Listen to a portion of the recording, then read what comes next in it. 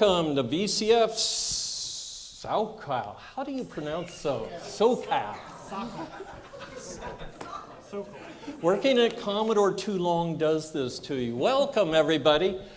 We've got an exciting panel of webcasters for you today, and I'm going to start all the way down at the far end. I'm going to let them introduce themselves and give us a plug for what you do.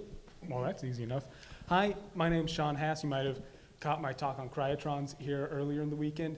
I produce the Advent of Computing podcast, which focuses on obscure and undertold stories in computer history with kind of a special eye towards the academic side. So a lot of it's on things like software development, language development, and hypertext. If you want to listen to the show, it's Advent of Computing on any podcast player and on YouTube. Yep. Hello, my name is Evie Solomon. I run a company called Backbit, which is currently just me, but eventually hope to grow. I make two main products, a cartridge that plugs into 32 and counting vintage computers, basically for replaying content.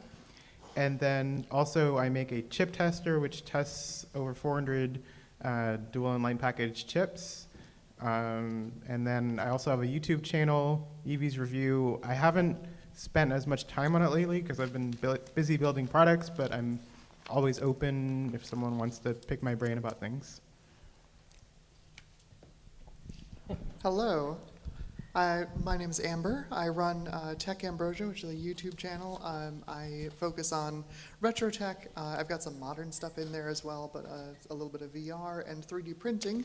In fact, my booth here at VCF SoCal is about how 3D printing can help you as a retro computer owner or enthusiast either repair things or create new things in the computing space. I stream every Saturday, so I do actually do the retro streaming thing. Very cool. Hi, my name's Paul Nurmanen. I do a podcast about the Intellivision. It's called the Intellivisionaries with a couple other guys. We all grew up with the system. So we revisit the games. We kind of do a deep dive, see if they still stand up to how we remembered them. And whenever possible, I find the programmer, the developer, and I do an interview. I've gotten, I don't even know how many interviews at this point, but marketing folks too, just to kind of tell the whole history and document it. So, and there's a lot of sarcasm too, but you know, people like that. But it's intellivisionaries.com or any podcast, you know, Apple Podcast, all those things. Hi, I'm Sean. I have a YouTube channel called Action Retro, where I use old computers incorrectly.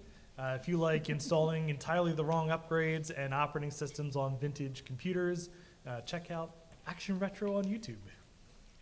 Cool.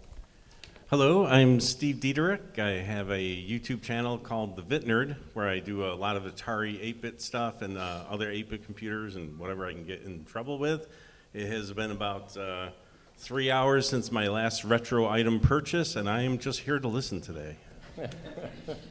So, and I'm Bil Herd. I'm a recovering Commodore engineer, and I'll be your host this evening. We're going to ask some questions and talk about the industry of this new industry of being able to make videos and reach out to people. You know, I've been, fair to say, doing electronics for 40 years, and the amount of motion I have seen in the last 5 is amazing.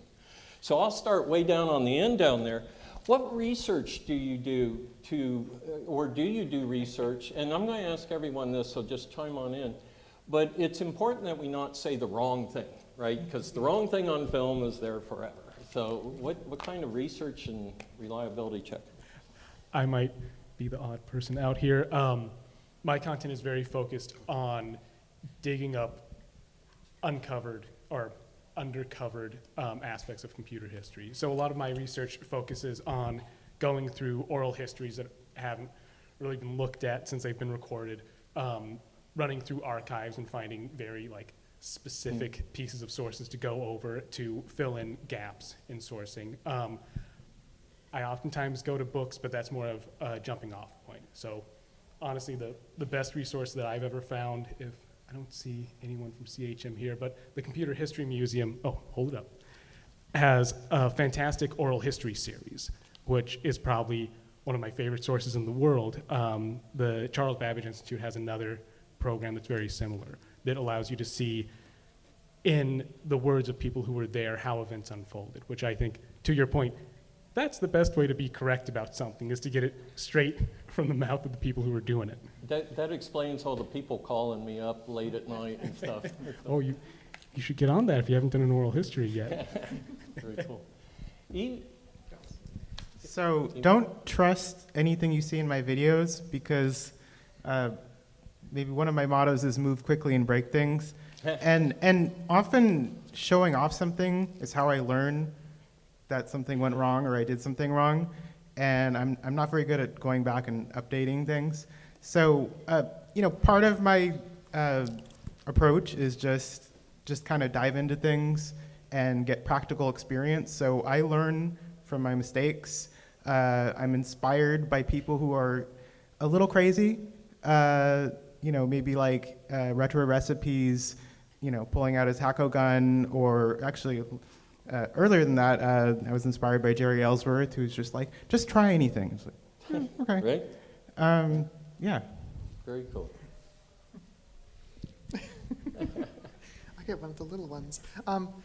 So if I'm looking at, if I've chosen a particular piece of hardware to look at for a video, I'll usually start at the very surface level with some Google searches and Wikipedia results, and see like, well, where in time did it fall, and can I reasonably pick up like some deeper information from there, from reviews at the time, or from folks who owned it that I know, or even in a lot of cases, correcting the information that's out there by actually like plugging the particular card into a test system and actually running the card and seeing what it presents to me.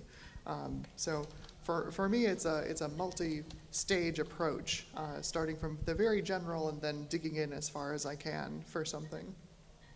Very cool. Go ahead. Yeah, as far as the podcast, I'm fortunate that, I don't know if any of you came to see the Blue Sky Rangers panel, the former Mattel programmers. So I knew the guy who used to run the company, Keith Robinson. He passed in 2017. But I hooked up with him when I started this thing about 10 years ago, and he put me in touch with the programmers that he knew, and of course reaching out other resources, LinkedIn and stuff like that. But so I got it right directly from the developer's mouth. But as far as like the game facts, myself and co-hosts, we all played these games growing up for the most part. So we have our personal knowledge to go on, and my co-host Rick, he does a lot of the deep research on the game, what he can find out that maybe the developer doesn't remember.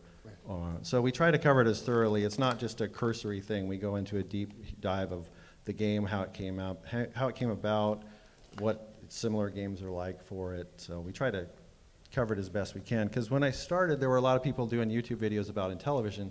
They just didn't have the facts right. They're just guessing. So we didn't want to do that. Right. Go ahead, Sean. Oh God, are my videos right? I mean, so I try to get like a lot of my videos are projects to see if something is possible. So I'll start out, researching to give like the idea and the framing of what I'm working on, the history of the project or computer that I'm working on, and then we'll see what happens. So we'll try to install, weird Linux on a machine that probably shouldn't run that new of a Linux, or Apple Rhapsody to see what it will run on. So I try to get the base of facts right through a combination of research online and also some of the friends that I've made over the years doing this stuff, like Steve from Mac 84 is a good example. If you want to know anything about a Macintosh, just ask Steve. Yeah. Cool. Well, I'm an Atari guy from early years, and as I got back in the retro a few years ago, I was amazed that this stuff still works. Not all of it, and I like finding the stuff that isn't working and figure out why, and then the upgrades on them.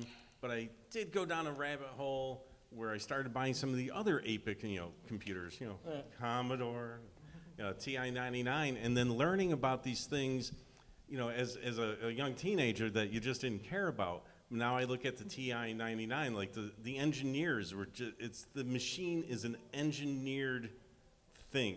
Not always good, but for example, an exhibitor earlier today was like, my joystick stopped working on the TI-99 on the up. I go, dude, it's the alpha lock key. He's like, really? I go, yeah, I read it somewhere. It's a bizarre thing. So I'm enjoying going back retrospectively and seeing why did they do that in that machine, and some of the accessories that are out there that I just never experienced at a younger age, with the budget you had with the paper route and stuff.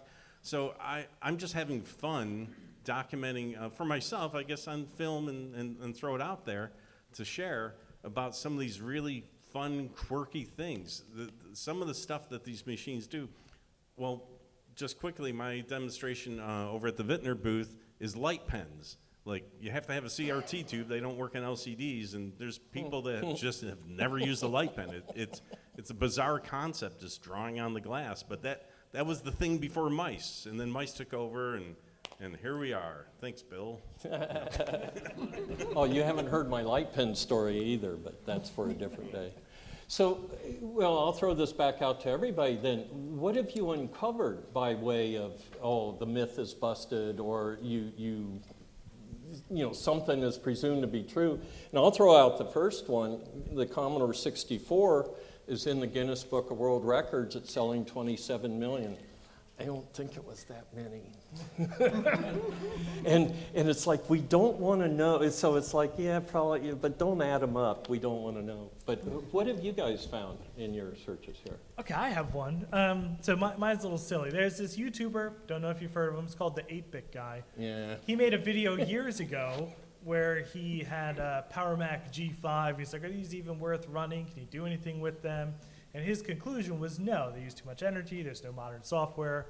So yeah, challenge accepted. So I installed modern Linux on that thing, modern latest version of the desktop environment. I got streaming software working on it. I had that thing streaming its desktop to Twitch with my face cam in it, running software. So yeah, I'd say it's a totally reasonable machine to use today in 2024. Cool. Yeah. Yeah, so when the Atari 5200 came out in 1982, they had commercials and they made a big deal about, hey, it's got a pause button. You can get up and talk to on the phone. It was some guy talking to a girlfriend or something like that. Well, the Intellivision did that since 1978. You press 1 and 9 or 3 and 7 and it pauses, blanks the screen, but they didn't document that as a feature really. You only learn that by reading the manual. Right. So yeah, it's kind of one of those little things. Atari was making such a fuss. And the aspect I heard in there is there were no answering machines back then, so they're really on the phone. They're not doing any kind of. If I didn't answer my phone, it just didn't get answered, back then. So, anybody else where you found something or an aha moment? I read somewhere that there's 256. The 0 page in the 6502 is RAM built into the chip. Right. But I don't think that's true. I tested it. It's not true. No, it's external. Yeah. So I read things like that, and it's like, no, it's not. I have a bad habit of figuring things out while I'm testing, say, an old graphics card, and I do the unconscionable thing of looking at the RAM chips and then searching for the part numbers to see what they are, and then when I report them as, oh well, this is GDDR2, then I'll get 8 comments in my comments field saying GDDR2 doesn't exist. No one used it after the GeForce FX 5700. I'm like, I'm sure Samsung was still making it. It was probably pretty cheap to get, so that's probably why it landed in this low-end card. Yeah, and also, it says it right there. So I generally try not to rock the boat because then I get the nasty comments about, no, you're wrong. But, I do have one more.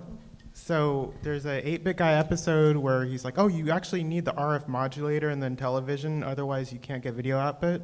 And that's actually not true. You just need a pull-up resistor.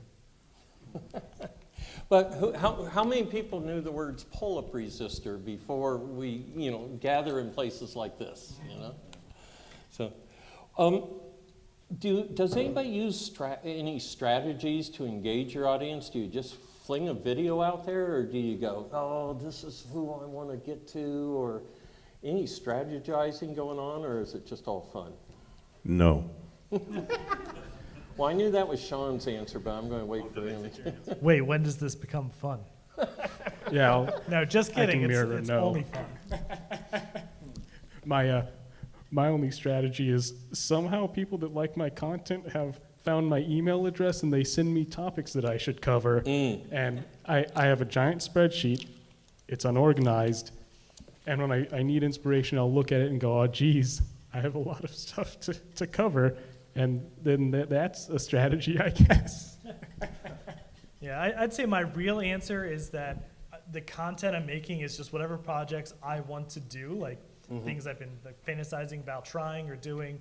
And the strategy comes in is when I try to convince the people watching the videos that this would be interesting. So, you don't want to do clickbait, but you want to be able to describe the project of why it's interesting in a thumbnail and a title that would appeal to people who are into the kinds of things that I already do. Yeah, that's my strategy. Well, then you get that comment. It's like nobody would do that, and it's like I just did. I delete that comment.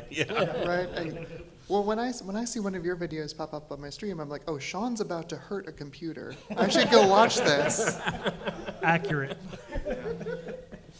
Well, with us, I mean, there's 125 original games for the system, and there's actually more homebrew games now than there are original games. Oh. So we're going to be gone before we get a chance to cover all these things. Right. But yeah, so there's no shortage there, and we just have listeners that subscribe because they like the system. So it's a different challenge than YouTube. So definitely, because you guys are doing a variety of content, and we captured our market, and they're following what we're doing for the most part. Right. So I can talk to the strategy part of this. Since recently I actually did a fairly major channel overhaul in looking at that strategy. So for the last year and a half, I've basically just been throwing things at the wall to see what would stick. Okay. And then last year around April, I did a video card review on the GTX 1080 Ti, and it did 100 times what my normal videos do in views. So this year I'm doing video card reviews, and of course I'm going to put my own twist on it, which is that it's going to be retro video card reviews from my collection. So AGP, PCI. I'm even going to pull out a couple of my old ISA cards. Yeah, exactly. Yeah. Note to self: start doing video card reviews. So the thing is, like when you're in the YouTube studio, they'll give you the stats on each one of your videos after you publish it. Out through like about day 3 is when the stats start kind of dropping off generally. Just keep an eye on those, and the ones that filter to the top are the ones that YouTube has found the largest audience for what you're doing. And if you focus on those topics, you'll build a larger audience. I didn't want to bring it up so early, but since we're there, let's talk about YouTube and the algorithm. The dreaded algorithm. Yes. Anybody have anything they'd like to say positive about the algorithm? Anybody? I would like to say something positive. Every one of us on YouTube did not pay a dime to get our videos on there. Right. And have them stored and have them served and have the commenting system paying any software programming. So I'm personally am appreciative of YouTube doing that. Of course, they're making money. They're using us, right? They're using all the content. It's all content. But for anybody who wants to start, there is, you don't have to pay $500 to get on YouTube and start doing it. Just grab your iPhone, record a video. It's going to have terrible lighting. The audio is going to be bad, but the information, it's all the information, and they can post it. I think that is really amazing that anybody can do that.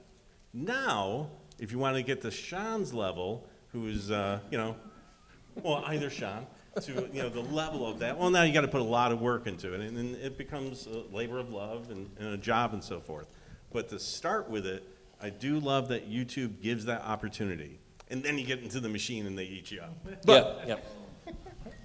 I will say that, just to interrupt Sean, in the podcasting space, I don't know if this has been your experience, but it's a lot different than YouTube. There's a lot more upfront cost associated with it, since I think there's more, since it's only audio, there's more focus on having equipment and having good chops for editing and processing properly. And discovery, since there really isn't an algorithm, is a lot poorer. It's a lot harder to drive people to your podcast. So I think, at least with going back to the last question with my strategy, it's easier to focus on the audience you've built than try to work on how to game an algorithm to attract an audience. Yeah, it's definitely different. I mean, we get cross promotion from other gaming podcasts and things like that, but there is a cost. Like we use Libsyn, which streams the RSS feed to send it out to Apple and Google and everything else, and that's like $20 a month. But it is a lot of production. I used to do a lot of electronic music, and I've got a studio set up, so good mics and mixer, and we get a good quality sound. Some podcasters, everybody records their own and then tries to merge them. We just record one, and it works. But yeah, it's harder. We can look at the Apple, the stats and things like that, but attracting new ones comes down to like cross promotion and just putting out quality, content that people like, and hopefully more people will jump on after that. Yeah, I really like the point that you made about just getting started in the algorithm can help you become discovered. I found that the most important thing about the algorithm is just consistency. So the hardest thing is to just get started. You can get started with whatever you have. Like I started filming videos, I had my cell phone duct taped to a stand and a USB microphone on an adapter that was like duct taped here, and then I just started doing it very awkwardly at first. But YouTube just kind of rewards consistency, and as long as people watch your video, you're not just making clickbait and garbage and stuff. The algorithm can really help you, reach an audience and find new people, and you can kind of build a groove that way. Yeah. So I liked how you put that. How many people spend time making that clickable thumbnail? None. Mickey does it for me. How much do you feel genuine when you create the thumbnail? Is it a representation of you absolutely. or of who you want to clickbait in? Sometimes I'll actually, like, the concept for a video will come to me in a visual form, in the form of that thumbnail. Like, Okay. what do I want to show in the thumbnail? And then the video ends up building from there. But most of the time, to try and stay genuine, I'll take some of my B-roll and massage it in, Paint.net or Photoshop or whatever, and turn it into the thumbnail from there. Right. Yeah. And we'll stay on that topic, but I'll add to it, keeping it authentic, as you just said. So I'd say, has anybody had any trouble keeping it authentic in spite of having to make thumbnails and stuff? Or how do you review it and say, what am I doing here? So I looked at Sean when I said that. Yeah, I'm trying to think. Like, I feel like it's become more authentic over time. Like in the beginning, I was still trying to figure it out. Like, what should I make the thumbnail? Should it be its own picture? Now it's just kind of, it's me distilling down whatever I'm doing into like a simple term. Like, it's kind of a good practice to communicate something in a simpler term. So my thumbnail is just a still from the video, and I doctor it up a bit, and play with the colors and maybe put some funny text on there. But yeah, I think at this point it's just exactly what I'm doing. I can think of what the thumbnail should be. It's very authentic. Yeah. I remember Adrian saying, Adrian Black from Adrian's Basement, he was out back and he's trying to do something funny for the thumbnail, and then like the neighbor's like, "You all right there, buddy?" And I saw the thumbnail and I know why his neighbor said that. Yeah. It's like, so. I know part of this answer, but where do you guys find the sources for vintage tech? And I think everybody here probably has that challenge, but what do you guys do for vintage tech? Do people send it to you? Do you buy it? Do you trip over it? Well, I think many of us, if not all, have been fortunate that some people are like, in Southwest, a gentleman walked up with a box, cardboard box. He opened it up as a ZX80, and I had Tom Sinclair, and he's like, "You want a real ZX80, 81?"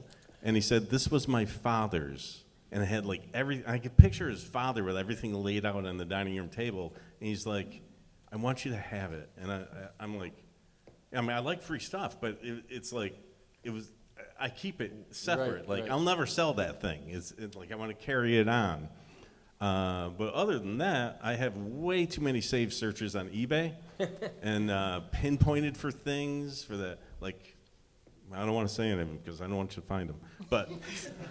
But I mentioned accessories earlier. I've been collecting some very esoteric devices.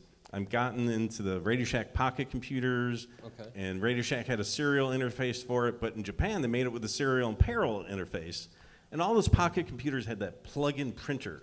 Well, the printers, they don't work so much now. So I finally got myself one from Europe on eBay, and with a parallel printer, so I can go to an add-on device that all the makers are making to dump the PDF. I haven't had a chance to do it. If you check out my YouTube channel, I haven't posted since October because of this show. I have had no time. So next week I'll make 10 videos. So, but primarily for me, we went to a lot of rummage sales around town a few years ago, and there's nothing left. The stuff is just gone. Unfortunately, probably in the garbage. But for me, the main source is eBay, and everybody complains. It's like YouTube. Everybody complains about it, but they are listing your stuff and they're advertising it, and they take care of the shipping calculations, and there's a value in that. So I'm happy to use it, and I find a lot of good stuff on there. Yeah. So. For this, I still have my original Intellivision from when I was a kid. And I'm into the other stuff too. I have my Atari 2600 arcade games, and a lot of it I got in the thrift stores in the late 90s, early 2000s. But some of it's just stuff that I've had. And the games, most of them, if you don't own them, you can get the ROM and we can at least play it. But so it's not as much to invest as this kind of stuff that you guys are doing on YouTube, because there's not really the visual element to it, right? So it doesn't matter if we're trying a game in emulation or playing it on real hardware, we can still talk about it. I noticed there wasn't a lot of Commodore in your collection.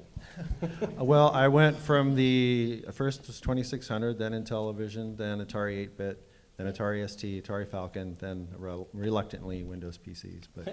But I have a business doing IT services, so all of that led to that. So it's cool. There were only, a million or so Commodores, so they're very hard to find nowadays. My wife thinks I worked at a company that had 6 people working for it, and we sold a dozen computers. Because you just can't explain what's a home computer. It's personal computers these days. But we were trying to get on your dining room table, not your office table back then. I don't know if it's been anyone else's experience, but along with eBay, I've actually had a lot of old tech kind of thrown at me from That's kind of friends my and question. viewers How much does that of the happen channel. to you? Surprisingly often. Like I have the same searches for stuff I'd like to pick up. There are some things I will never own just because they're so expensive. Most of them are 3D effects. But for example, like one of the friends of the channel recently sent me a Voodoo 5 out of nowhere. And that's one of those things, I will never sell it. It's going to be part of my collection forever. And also it's really, really cool. I kind of have a similar experience, since I kind of live and die by books on the show often. I have a lot of very specific eBay saved searches, but also fans will send me boxes of books. Somehow, someone that I don't know even got my street address and sent me a box with a very kind note in it and like half a dozen deck programming manuals. It just showed up at my door one day. I was out and about. I came home and it's like, what's this? So that, luckily, angels exist in the world, and sometimes they'll send you stuff if they know you're looking for something specific. I've given, go ahead from the audience. People will do those Lend library boxes on their front lawn, where you take a book and put one in, and they're scattered around neighborhoods. My wish list is gotten down run in those. So Nobody would loan any of the books I have. Not my neighborhood. I wouldn't put any of my books near the elements. They're too precious. So I've given systems away that are from the old days and stuff, and it never felt right to sell them. So my criteria was, well, who feels that they're going to keep it and not sell it till at least after I'm dead? So that's, I'm glad to hear you guys think that way, because that's the way I thought. And there are people that are out there selling this stuff, but I'm old school that way. Have you ever had a MacGyver moment where you uncovered something, where you just tore into it and said, holy moly, what was this person thinking or doing? Yeah, the TI-99 engineering team. Yeah, what were they thinking? All right, well, I'm going to jump on. Nobody likes, the MacGyver, by the way, was a TV show back when these vintage computers were made. So, Actually, there's one thing. It's not quite MacGyver, but it's something I discovered. So there's a computer called the APF, or game system called the APF MP1000, also a computer version. But there was this guy named Ed Smith, I think he's still around, and he was one of the main engineers on that project. And so I finally got a hold of one of these machines. I opened it up. All the little metal shielding had these codes on it, ED1, ED2, and I'm like, that must have been him putting his name on there.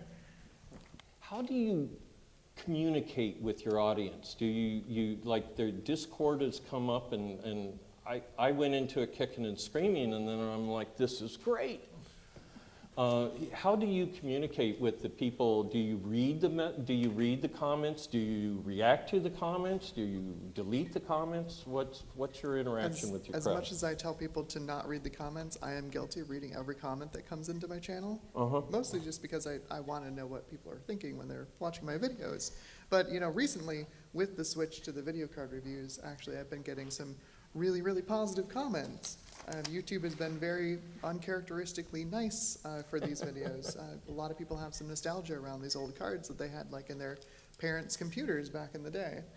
Yeah, I'm really grateful about my comments. I'd say that 99% are positive, and 5.5% are maybe constructive criticism, and then the rest might be just outwardly negative. But through the comments, people often post like their own knowledge and hints and tips and stories from their past. They worked on it or they had one.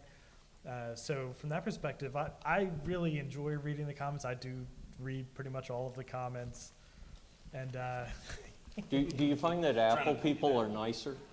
who? Apple people are nicer for Then comments? Commodore people for Yeah. sure. Oh, yeah, we're Street 100%. Yeah. Yeah. Do you read every comment? Almost. I mean. Oh, okay. Yeah. I don't. 100,000 subscribers. You must Oh, get jeez, yeah. tons. He of doesn't read the comments. ones you send, I guess. Yeah. Because I'm a small YouTuber. Hopefully I'll get bigger, right? About 1,200 subscribers. So I read every comment, and I get those like, that was my first machine, and I'll comment back. Because if you've seen me in the show here, I'll say hi. I like conversation. But I have a little sad part that I believe the day is going to come where I just can't read the comments. I won't have the time. I won't have the time to, like I do now, to read it and respond and have a tiny conversation. Your employees will read them for you. Yeah. Yeah, I don't know. I feel like if I you- don't, I'll miss something, because so many like really interesting things have come through in the comments. Like this one time, I found this old SE30 Macintosh that was spray painted black and like heavily modified, and I made some videos about it. And in the comments, one of the people who originally owned that machine commented like, "Oh my God, I saw this computer I had, and I fell off my chair when it came up on my YouTube feed." And then the person who actually originally did the modifications, he found the video, commented, and sent me pictures of him doing the modifications like back in the 90s. Wow. So, I try to read like everything that comes through, because every now and then, something absolutely wild will come through like that. Yeah. Well, for the podcast, I mean, we have a Facebook page, and we're on Atari Age, and we announce whenever we put out an episode, and we'll get comments about previous episodes, send an email, feedback, and we have a feedback segment where we'll read some of those, not all of them. But I'm curious with you guys, though, the YouTube thing. So if somebody's left kind of a negative comment, or you got something completely wrong, how often do you actually do like a retraction or a follow-up and say, oh, you know what, I messed up? Like we can do some corrections on the podcast later. Oh, we screwed that up, but I can't quite remember the situation.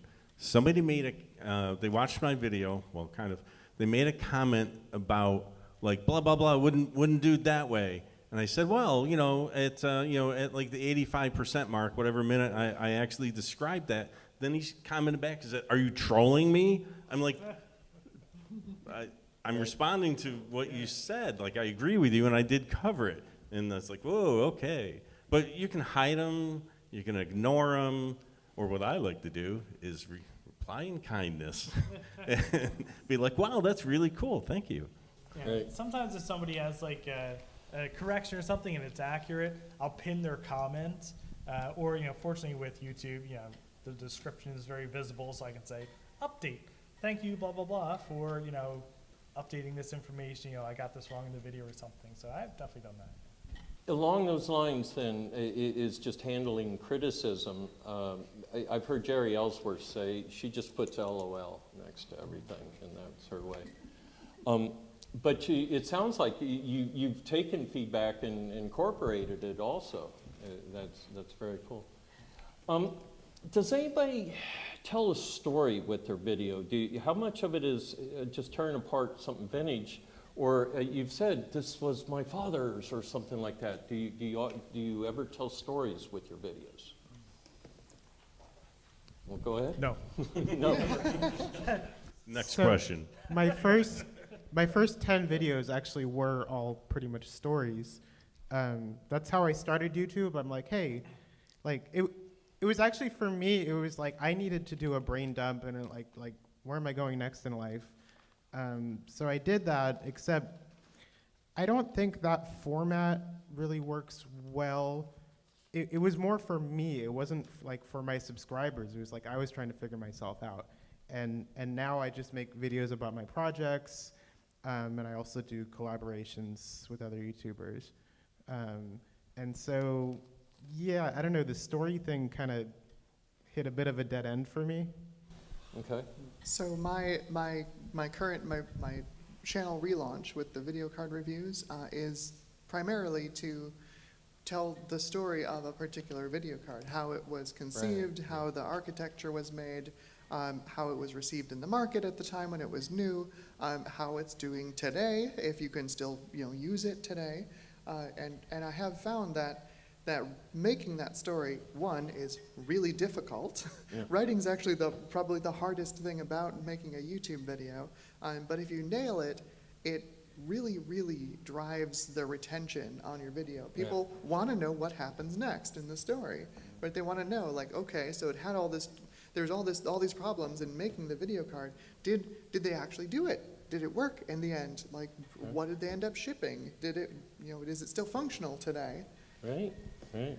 One of the first, so since I run a podcast, it's explicitly narrative. And one of the first overarching storylines that I really developed in my show was I first learned how to program on a 286 computer. And I got good programming using assembly language. That was really what got me into programming as a practice and eventually a profession. And so when I was sitting down producing the podcast, something I really wanted to cover was the development of the 8086 processor. And so over the first 50 episodes, it's interspersed in like every few months I do an episode that was part of this overarching story of how x86 developed and really going back to the narrative of how it's important to me and how each of the steps I was able to see like, oh, that's where that feature that I like came from, or oh, that's why I've been having issues with memory segments and being able to point to in the narrative history where certain features come from. And I think if you structure, to your point, if you structure a story well, it's a compelling way to engage an audience and do better audience retention. Hackaday used to do that to me. They'd make me use English in a post. That is painful. And I didn't know that I didn't know grammar, right? Till Grammarly came along. But it did assist in the story then, and so I learned to picture the video as a short arc of somebody's life and start it and again, Hackaday's like, you just left it dangle, end it. Okay, so I had to learn to do that. Yeah. Anybody have a funny story or a story they'd like to relate where you tripped over your, oh, well, I like the one where the guy electrocutes himself. But who was that? That was Steve did that. Yes. Steve McAdoo, yeah. Yes. And there's something about a video of somebody when they hit high voltage, you know that's not fake. Nobody moves that fast unless there's real high voltage. So you were going to say? Secondary injuries. I tripped over the Atari drink glass. It showed up on eBay, and I don't want to buy everything. You got to have a budget. It was maybe $17, but I'm like, I've never seen this thing, and it had 6 drink recipes on the glass. Official Atari swag sold by some company a decade or so ago. I can find 2 or 3 strange references buried in the internets because nothing ever disappears. I've never seen another one since, and I'm like, I'm gonna do 6 videos making each drink. And there was like the Berserk drink, the Asteroids drink.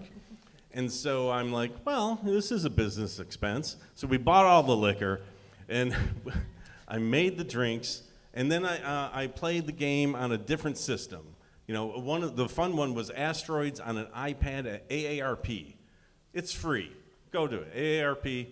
And so I'm oh my God, I'm mixing these drinks.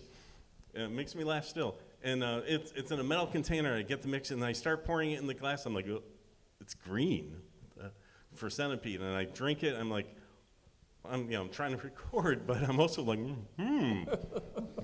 mentally. So that's this. If you want to check them out, this is 6 videos. I had the greatest fun doing those videos. But this glass is like I don't even want to take it out and use it. It's just some marketing person was like, it's got to be green and it's got to have rum in it. Go! And they're the worst recipes ever, and it's just stupid crazy. Well, I'm sold. I'll make you a drink. I'll go ahead and ask, anybody have any questions for anybody up here, or just make something up? Yes. Yeah, so one of the things whenever I tell people that I'm into this kind of stuff, first question they ask is, well, what the heck do you do with it? And so the go-to answer usually is, well, there's old games you play on it. That's kind of like the default answer. But I'm curious across the board, what's your answer to that question if people ask? Go ahead. I think probably everyone has a different answer for that, right? Yeah, let's start at the end down there. Come on down. I have an easy time with this one.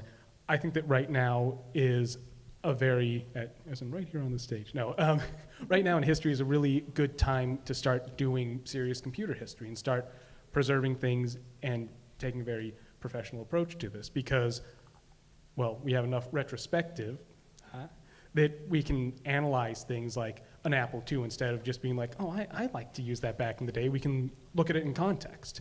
And we still have some media that exists, so we can get on preserving media, on pulling out software from disks, and on working on like emulation systems. So when people ask me, oh, well, what do you do with all those big boxes in your closet? It's like, I do serious history, sir. This is for the future. Cool. Well, the way I look at it, and I've experienced it, is if you look at cars, we just got a newer car. I can change oil, but I'm not going to go in diagnostic that. But muscle cars, the old cars that didn't have the computer chips in them, and you can rip them apart and rebuild the engine and put them back together, and the thing will run. That's what these computers are. I have a few new MacBooks. I'm an IT guy, so I have a lot of new tech to get my stuff done. I am not opening that, well, maybe I would. I wouldn't open somebody else's MacBook and break it. This stuff is very hard to work with. These old computers, anybody can open them up, see the CPU, see the traces, see the burned out capacitor. See the bodge wire. Yeah, the bodge wire, the cold solder joints have all broken off, and you can fix them, So I look at these old computers as like these old muscle cars that people had, and like, what are you gonna do with that charger in the garage? You can't drive it in the rain and stuff, but you love it because you get to play with it. And that's how I look at these old computers. You can open them up and actually do things inside with them. I think they're such an interesting window into a time period. Like, unlike a lot of other things, like if you turn on a computer from a certain time, you're kind of immersed in that time period again with, how the system is laid out and, the icons, whatever it was being used for in its past life. And I don't think there's anything else quite like that.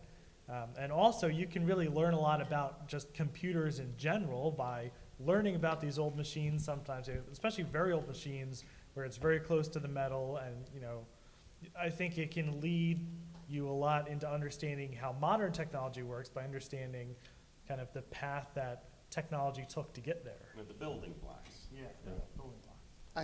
I do have a desire at some point to be able to make a video where I can lay out, here's all the things you need to do or prepare if you want to use a retro computer in your modern everyday life.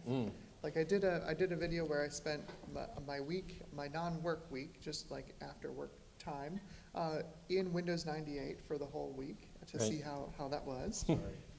It was actually pretty good, honestly. It came up pretty. I mean, I used an Athlon 64, so I didn't have like a slow Windows 98 machine, but it was not bad.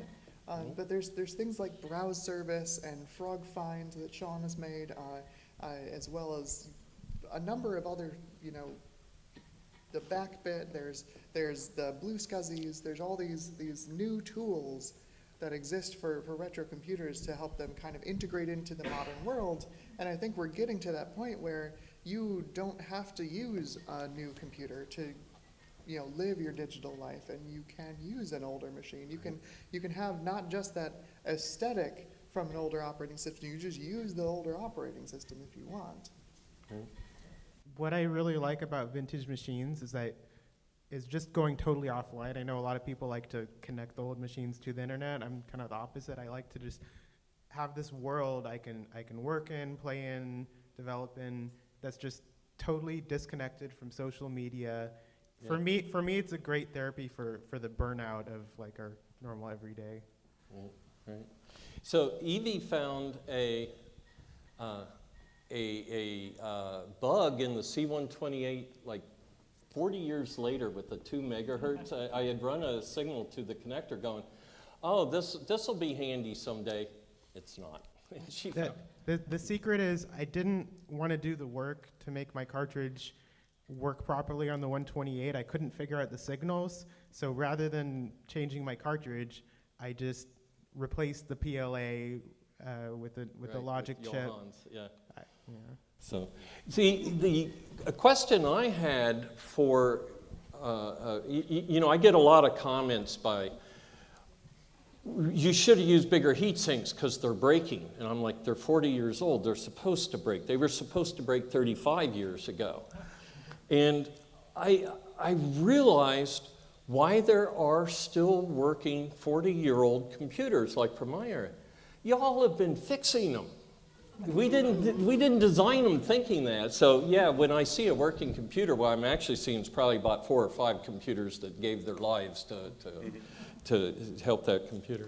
Any other questions? Yes, right there. What surprised you? Like, what assumptions did you have going in to like being a content creator, and what surprised you about becoming a content creator? Apparently nothing. We fully That expected people everything. watch what you do. Yeah, well, that people be interested in these weird projects that I'm doing that I'm interested in. I mean, that's been surprising and wonderful.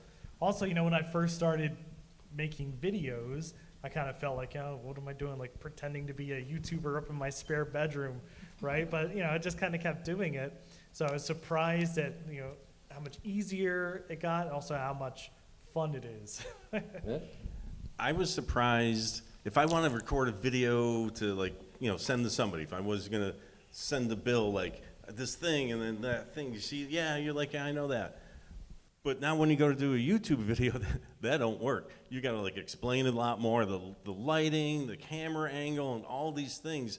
It's a lot more work to not make the best video in the world, but to get the information across, and not even to try to keep the audience engaged per se, but just so that you've seen enough videos where they show the machine and you're like, you didn't show the other side. I don't know what port that is. And so I want to make sure that I cover all that I'm talking about and not cut off that one thing. And all that takes time. You know, you're checking your camera angles, the lighting, and I like doing it, but it is a lot of work to get that quality up there to what you would enjoy watching instead of cringing at it. Right. I was just going to say before that. Oh, I'm sorry. I didn't see. Yeah, I mean, it was we're not surprised that there were people that still like the Intellivision, but I was pleasantly surprised that when I reached out to programmers and developers that they were open to talking. A lot of them were like, oh, I don't remember that. That was 35, 40 years ago. And I'd send them a few, talking points. And as I did more interviews, they would say, "Oh, I listened to that interview," and yeah, I do remember that. And then people started approaching me, "Hey, do you want to interview me about my game on your podcast?" Sure, absolutely. So I have a whole bunch in the can I haven't even used yet because we tended to wait until we covered a specific game, but I'm going to probably start releasing interview-only episodes because they're piling up. But that was a pleasant surprise. That reminded me of a story, and then I forgot it. You were talking about, see, when you get old and a burnout engineer, I'll just go back to your question, and then I'll remember what it was I was going to add on to. Yeah, so if you had to pick your favorite child and you're allowed to only keep one piece of equipment that you currently own, what would it be? That's easy. I have this beautiful HP Apollo workstation that I've been working on for far too long. I can throw out everything else. That thing's going to be a puzzle for me for years to come, easily. I'm going to say PowerPC upgraded Macintosh LC 575. For me, it's not a computer.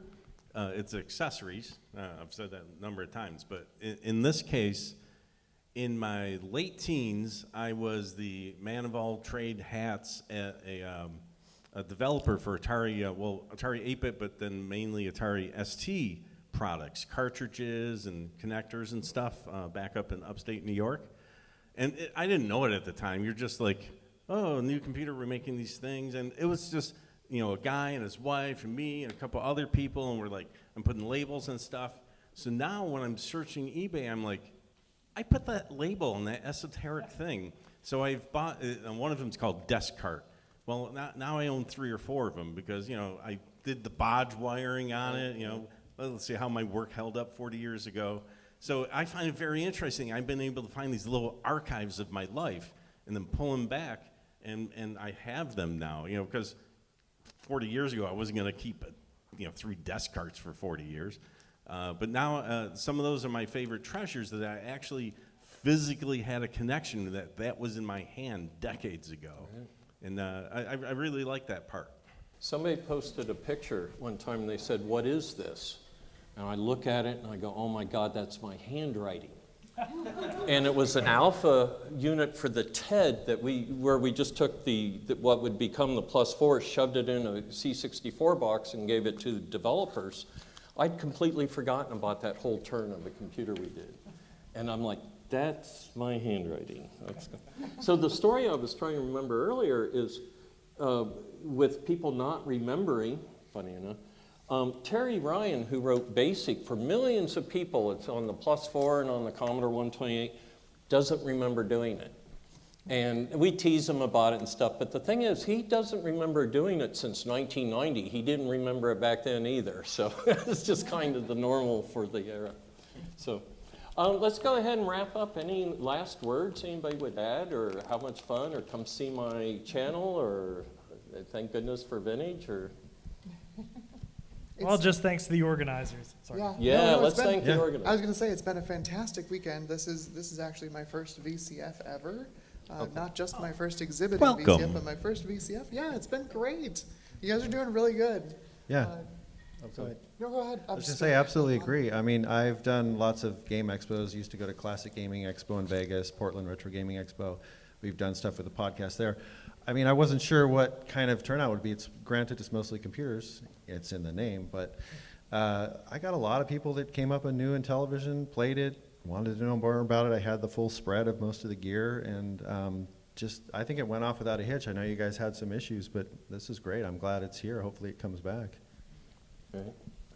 So I want to thank everybody for coming to VCF SoCal and coming for today's event here. Give everybody a big round of applause. Thanks, everybody. Thank you. Meet you in the bar. Yep.